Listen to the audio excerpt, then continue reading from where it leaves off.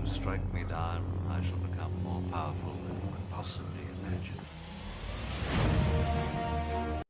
The rebellion is coming. We finally have all sorts of rebellion details. This post just dropped a few hours ago, and it is absolutely loaded with goodies. We have all sorts of rebellion info that is going to be absolutely game-changing for Splinterlands. Splinterlands team has made a lot of improvements over how they're distributing the set, some of the details. So we are going to go through all of these. We're going to go through an overview of it. I was going to say a brief overview, but you know what? We've got so much information to go through. I'm not sure how brief this will be. I'm not going to apologize for that because I am excited about the details coming here. I am hyped for the 5th Splinterlands core set. It's going to have 96 cards, 2 promo cards, 9 legendary airdrop cards. That's included in that 96 count, which is going to kick Untamed out of Modern. So Modern is currently Untamed and Chaos. It's always the latest 2 additions. So you're gonna kick out the Untamed set, which includes the Untamed Core, Dice, those reward cards. They will be booted out of Modern. You'll still be able to use them on land, still be able to use them on Wild, but it's gonna be game changing. Absolutely game changing. The first time we're kicking a set out of Modern. So it's gonna be interesting to see the impact that has. All right, when does this come out? Well, we've got at least the pre-sale details here. That's going to come out as I kind of skip through. October 18th is when the pre-sale is going to happen. I'm going out of order. How is it priced? It's going to be 5,000 credits or 5,000 DEC is kind of the max cost. That's the base cost. So at most it's going to be $5 for a pack. You can actually get that lower, the actual price. You can use vouchers. You can use 5 vouchers to take off either 1,000 credits or 1,000 DEC. So 4,000 DEC plus 5 vouchers is how a lot of people are going to be purchasing this. At the current price of vouchers and DEC, the price is $3.10. I think that's going to increase a lot. Obviously, that's speculation, but this is going to take a lot of DEC off the market. So DEC, theoretically, I mean, you never know, but should be going up to peg. Voucher price or vouchers are getting a lot of extra demand here. So not just with the sale, but continued demand over time. So at least some. So maybe voucher prices will go up. I don't know. But anyways, right now they're about $3. $5 is kind of the max price. And there is bonuses available. So they've cut the bonuses down a little bit. Right now, if you purchase 100 at a time, you get an extra 5% packs. You get an extra 10% packs if you buy 500 or more. Buy 2,000 or more, and you get an extra 15% packs. They've cut 5% off all of those bonuses. And this is something they're learning from Chaos. So one of the problems with Chaos, and the reason there's several reasons, but one big reason that Chaos didn't keep his value is everybody saw how all the packs, how they could essentially make money as investors with these and buy packs, and how packs always went up in value after they sold out and things like that. So people were buying them up in large quantities just as investment purchases. They were buying them up and then accumulating the airdrop points. So they'd buy them up, get that 15% discount, and then sell them back to the market at below market price, possibly still above what they paid for it though, taking advantage of those discounts and throwing out lots of packs on there. I did that myself. I bought packs, would open them up, sell the cards off, and just to rack up the airdrop points. So they're attacking this a little bit. And honestly, I honestly wish they'd just gotten rid of the discount completely, despite the fact that I've taken advantage of the discount in the past, and I very well might take advantage of it here. Instead, I was going to buy the cards directly and not the packs. Looking at this, I think it might be better just to go get the packs. But anyways, I'm not 100% sure what I'm doing yet, but it is good that they're taking off some of that discount. So we don't have, it's not impacting the secondary market as much. We don't have as much flipping of buying these packs, flipping them, and treating things that way. So I think that's going to be a good thing. Well, when we get to the airdrops here, we'll see another way that they're tackling that, because the airdrops are changing as well. But there's going to be 500K Rebellion packs for the pre-sale. That starts October 18th. We're only 8 days away from the Rebellion pre-sale. That is insane. You won't be able to open them, not until the set's actually released in December. We'll kind of look at that. But what are the benefits you get for purchasing in the pre-sale? So the top 6, like before, get to design their own legendary summoner. The top 250 get titles. So instead of it being buy so many, you get a title. Now it's the top 250. Top 30 get a legendary title. Top 100 get an epic title and a rare title for the top 250. only one of those based on which group you're in. So that's I like that they're creating some competition, doing that leaderboard thing. I kind of like the leaderboards.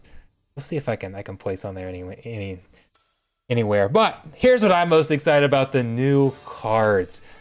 A lot of you have seen that I haven't really made a lot of Splinterlands content lately, and the big reason, I shouldn't say I haven't made a lot, but it's definitely dwindled, and it's because I'm very gameplay focused, and without a lot of new cards coming out or new mechanics or things like that, there hasn't been a lot of gameplay stuff to really create content on. I'm excited about Rebellion here because that's a whole flood of new gameplay mechanics, new cards, new stuff to create content on. So I'm super excited for Rebellion to get here just to get some new cards. And we get to see the first two, the promo cards, and these are both just absolute beast. So the legendary one is Mantaroth. He has, let's kind of skip down here so you can, because he has one of these abilities, new abilities, Armored Strike. Any unit with this ability gains an additional melee attack using its armor stat. So whatever its current armor is, it gains that much melee. So just by default, this card right here, when maxed out, it's going to start with 7 melee attack. It can gain more if you give it extra armor. As it loses that armor, it's going to lose some of that attack. But wow, there are some crazy ways to use that. It's got some repair, so it can continually add on to it. It's going to be a great tank, but I almost feel like I want to keep it from being damaged so it can have all that armor, because it's also got blast. Imagine giving it like an extra 4, 6 armor. Man, you give it, you put it's like 2 protects in there and run it with I mean run it with your life summoner that gives an extra +1 armor. You get +5 armor just like that. Suddenly it's doing 12 damage. Stick like a tank in the back to take some of its damage, or use it in an opportunity, or melee can attack from anywhere. Jeez. I hope you bring a force field to this battle. The damage can ramp up. You can increase the value of things like rust, things like shatter, help get rid of that armor. And then, I mean, once you do start attacking, it's a beastly tank too. It's got shield repair, 11 health.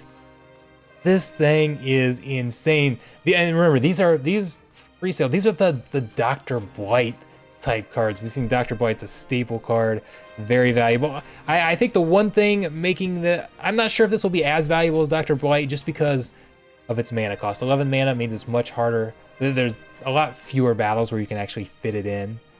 But man, those high mana battles is going to be absolutely insane. And this other card's no slouch either. Jimbarden Smith, which I'm sure I mispronounced, but this is an insane tank. Anything that has shield and void is crazy because it cuts all incoming damage in half. So 10 health, 3 armor. Oh, and then plus it's got immunity, so you can't land affliction on it to stop a heal. You can't cripple it, things like that. You've got to brute force your way through it. Oh, and it's got some armor to help, or this got repair to help restore that armor. I mean, this is like replacing the Almo that we're going to be losing, and it's another neutral card. I see this being another staple card. Maybe I kind of like Mantaroth better as far as using it, but I feel like at 6 mana, Jimbarden's going to be able to be incorporated into more teams. You might need some oppress or something to get through him. That is a very nice card. So how do you get these cards? Mantaroth, went out of order here, but the legendary card, you have a 1% chance to get it for every pack you buy. You buy 100 packs, you're guaranteed one for every 100 packs that you buy. So that then the Gimbarden here is 1 for every 10 packs that you purchase. Now it's a rare, so it takes a lot more of those to level up and max. We've also got some new artwork, a new art style, a new card frame. The card frame shows off the art a lot more. I kind of have mixed feelings about the style, like the card design. I like how it shows off more of the artwork. I like how each set kind of has its own style. I'm honestly not as much a fan of this art style as I was Chaos. I feel like I like Chaos better. But that's just my preference in style. Some people like this one more. I feel like the quality is fine. It's there. I feel like the bottom of this card here I don't like. Like I like how it's more open. Almost has it's like a modern card frame, the modern design. But I don't like these bars down here. I feel like they're very out of place. That's the level bars. So you see 4 gold bars on Mantaroth. Takes a level 4 to max it out. So those are what level it is. And just the card itself, the card name or the character name, Manoroth, it feels very small and basic there. With Jim Barton Smith, it's a little different because it's a longer name, so it feels like you can't make it too much bigger. But I don't know. I wish the name was a lot more prominent and maybe fancy or somehow stuck out a little more. I don't know. I'd say that's my complaints about the card design. But overall, I don't have a problem with it. I like how each card, like you look at the card and you can clearly, this looks clearly different than the Chaos cards, right? Very easy to identify that's a completely different set. So anyways, I like that. All right, the general sale will be on December 5th. So December 5th is when these cards will be playable. I think I need to go put a vacation day in for that. We're gonna have some fun on that day, Tuesday, December 5th. And then so we've burned the Chaos cards, right? We set up a daily burn. You're gonna have that same thing here. There's going to be 9.5 million packs for the general sale, so 10 million packs if pre-sale sells out.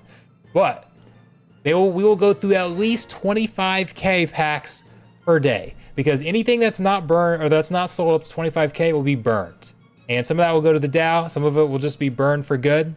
So if there were 0 packs sold, we'd still burn through 25K.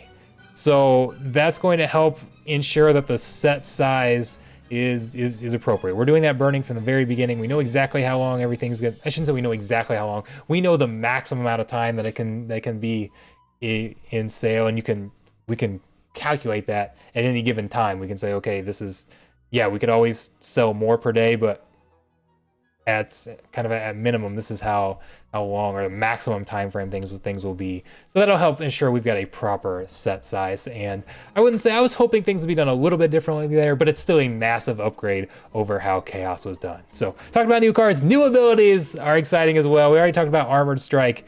That's can kind of be an insane ability, especially with you've got a lot of cards that have Protect where you can beef up their armor. So it's going to be interesting to see what cards get that. Is it only going to be melee cards? I mean, if you had a ranged or even magic card, feels like it's more of a melee ability, so I'm guessing it's just melee, but man, we'll see what cards have that. Corrosive Ward feels like it's almost like Cripple, but for armor, which is something that a lot of people have asked for. When hit with a melee attack, notice that's a melee attack, a unit with this ability does 2 damage to the attacker's armor and reduces the max armor of the attacker by 2. So I say it's like Cripple, but it's a defensive ability. So that makes it very different, but it's still a way to decrease their armor. So this is the nemesis to the repair ability. You can't repair something that has been melted into acidic goo. So it only affects units with armor, but it permanently removes their armor. Then they can't repair it. So Flank. If a unit with this ability is in the first position, then the unit in the second position gains the Reach ability. So this allows you to put a second melee attacker behind. We've seen that with Possible. Like it's like you've got Possibilis as the summoner, right? I mean, kind of different. In that case, every card gets Reach. But we've seen that strategy with Possibilis, and now we can maybe bring that strategy to some other cards, to some other elements. We'll see. Look out! A unit with this ability results in adjacent allies taking 1 less damage from attackers with Sneak, Snipe, and Opportunity. So a new way to defend against those types of attacks. But it's only adjacent allies. It's not all allies. So you've got to take in positioning into effect. You've got to predict. Like you can't just stick it in there and it can defend against Sneak and Snipe, unless I guess you could set up so that your Snipe is hitting those cards. But in general, you've got to kind of predict where that's going to be. Set it next to the cards, the weaker cards where Opportunity is going to hit. It's going to take, there's going to be some strategy there in lineup placement. So multi-element summoners and summoner tactics. So these are some different gameplay elements that are coming here that are super exciting. We have dual element. We now have dual element summoners. You can choose from both elements when creating your team. You're now going to be able to combine cards from different elements, and that's going to bring in a whole different types of gameplay options and really going to open things up. So that's going to be pretty fun. Ability choice. Now So we've all been, one thing we've been waiting for forever since they kind of announced the land was items and spells. Items and spells were going to give you the ability after the teams were revealed to play cards or make decisions that can then affect the battle.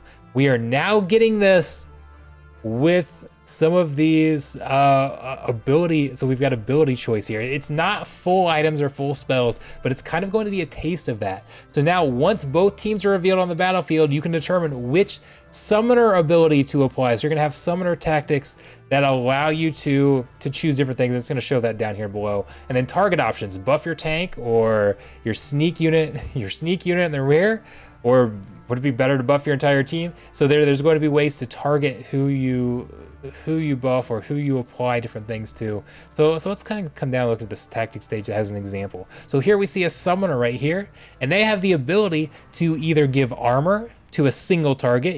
It's kind of hard to see here, but you can see just a single, like a one-person symbol there, or -1 range, and it's got a multi-person symbol. So you get to see what's on the battlefield, and then you can choose whether you want to give a single target armor or whether you want to give -1 range to the entire team. So in this option here, if we're looking at this, we've got only one range unit on the other side, right? So -1 range isn't going to do a lot, and that's an attacker that's also going to die fairly soon here with between the sneak and the opportunity targeting that card. I guess you have a taunt there, but then it would be the next card to die. But anyways, you've got 2 sneak cards here. So one thing that you could do is you could come over here and you could give armor to your card in the back, and hopefully hope that it could maybe survive a little longer. And you can kind of try and calculate that damage in your head. You're gonna have a minute to do that. So that's going to be very, very interesting to be able, the ability to make decisions after you see what's on the battlefield, kind of a counterplay option in a way. It's a very limited counterplay. I don't think it's anything like what we're gonna get with items for spells, but it's kind of going to set that stage. And I think that makes the gameplay much better. So I think this is going to be something that's really, really cool. It's gonna be interesting to see how the bots adapt to that. So that will be kind of interesting. This is one thing. So 2 things I kind of have to say about that as we're looking at this. Now, bots are going to have to adapt to that at first. That's something they have to code in. But my concern was something like this. And again, bots are banned in Modern. I'm going to be playing in Modern, so I don't necessarily care too much about bots anymore. But long term, I think we'd like to get bots out of the game. We'd like to eliminate it from Wild and just kind of be done with bots. I think a lot of people like that. Some people don't. I don't want to turn this into a bot debate. But one concern has around even the items or spells with this is that using bots or using other programs even, because there's going to be program design where you can simulate the battle using both options. So you can have a bot simulate all the possible options. So like if we look at here, there are 7 options. There's 6 different cards you could assign armor to, or you can choose the -1 ranged. And what a bot would very easily be able to do is simulate all 7 of those options and then tell you which one gives the highest % chance. And that would be one thing that I would be concerned about this using, is you're putting in a mechanic here that clearly bots have an advantage, because I can look at this and yeah, we can kind of make some decisions, and I feel like I know what would be best, but a bot can really give you hard numbers and actually simulate a battle because it can see both sides. We've got very limited options. Now, I think when you get items and spells, it'll be very different when you have different items and spells you can choose from. Your opponent has items and spells that could be decided as well. You get a lot more options, could really change up some things as well. But I would say that's one of my big concerns. I'm excited about it, and again, bots are banned in Modern. Hopefully it doesn't become a problem, but we know that bots have been a problem in the past, so that I just kind of wanted to discuss that a little bit. Anyways, okay, on to the airdrop. I told you this wasn't gonna be a short video. On to the airdrop here.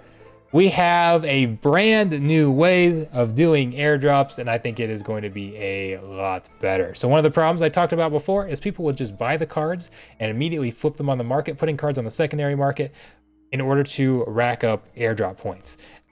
And there was essentially value to that, and that value helped undercut the primary market as the secondary market was selling cheaper to basically factor in the value that they would immediately get. Now you do not get any airdrop points for buying cards. You get airdrop points. Essentially, they're not airdrop points, but they're going to be things that are called conflicts. But you are going to be able to earn what's essentially airdrop points towards getting the airdrop by staking cards or packs.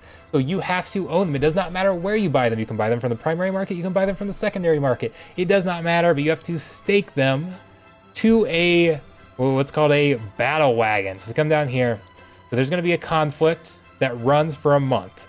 You purchase battle wagons that you can use to participate in the conflict, and then you stake your cards to those battle wagons. The battle wagons will cost vouchers, so it's going to be another voucher sink, and it's going to allow you to stake 5 cards or 100 packs, and you get points equivalent to the collection power of the card, or each pack counts for 150 collection power. So the most efficient way is going to be to level up your cards and if you use like 5 max level cards. That's going to be the most efficient way to rack up these points. And every hour that goes by, you get points that are added up, and then you're going to get airdrops based on the number of points you get relative to the number of points everybody else gets. So it's going to be a voucher sink there, and then it starts over each time. You claim your rewards, and then we start a new conflict immediately. And the points reset for everyone, so they go back to 0. So you can't just participate in one or buy the airdrops and then buy the packs and then sell them. You have to be holding on to these cards. And if you have them staked, you can, where's it at here? You can play with those cards, but that's about all you can do with them. So you don't have to, okay, down here. While staked, cards and packs will not be able to be transferred or listed for sale, rent, delegated out, or used on land. But you can play with them. So this is very rewarding to those who are buying the cards to play with them. If you are just holding your cards in order to get these points, you can't do anything else with them. You can't get any land production out of them. You can't rent them out and get those passive rewards. You have to give that all up, but you can play with them. It rewards the players, and I love that. That's what I love about this. It rewards those who have the cards to play with them. So yes, you're still gonna have people that are just holding the cards or holding the packs and sitting on them for the airdrop points and hoping the value goes up down the line or whatever the case is. But it rewards those who have cards and want to play with the cards regardless of how you acquire them. And I think that's going to be pretty cool. So I'm excited. What do you guys think? I'm buying Rebellion. I'm going to have a maxed Rebellion set somehow.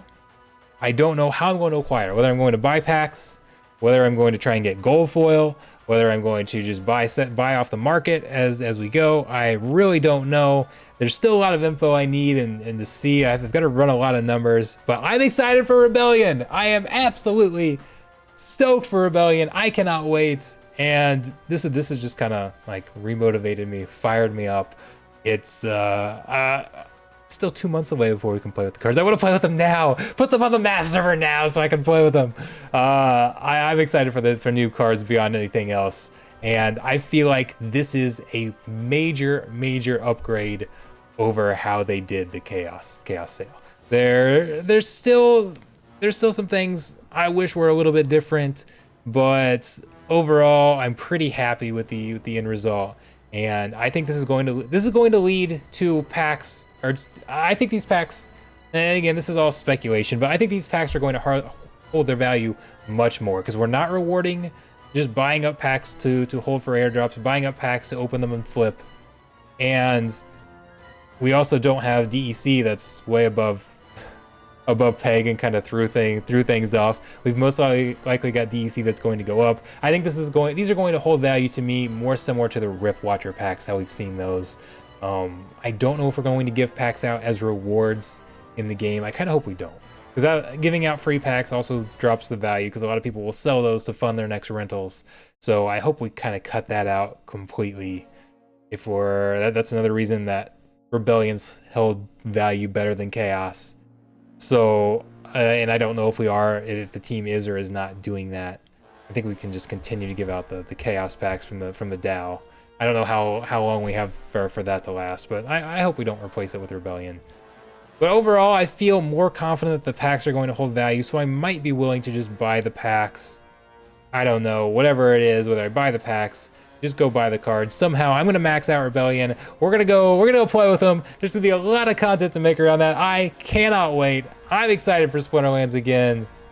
I'll see you guys. I'll see you guys on the next video. We'll have to see. Am I going to try to do a Darth Squirrel bulk buy to try and get Darth Squirrel into the game as a Rebellion character?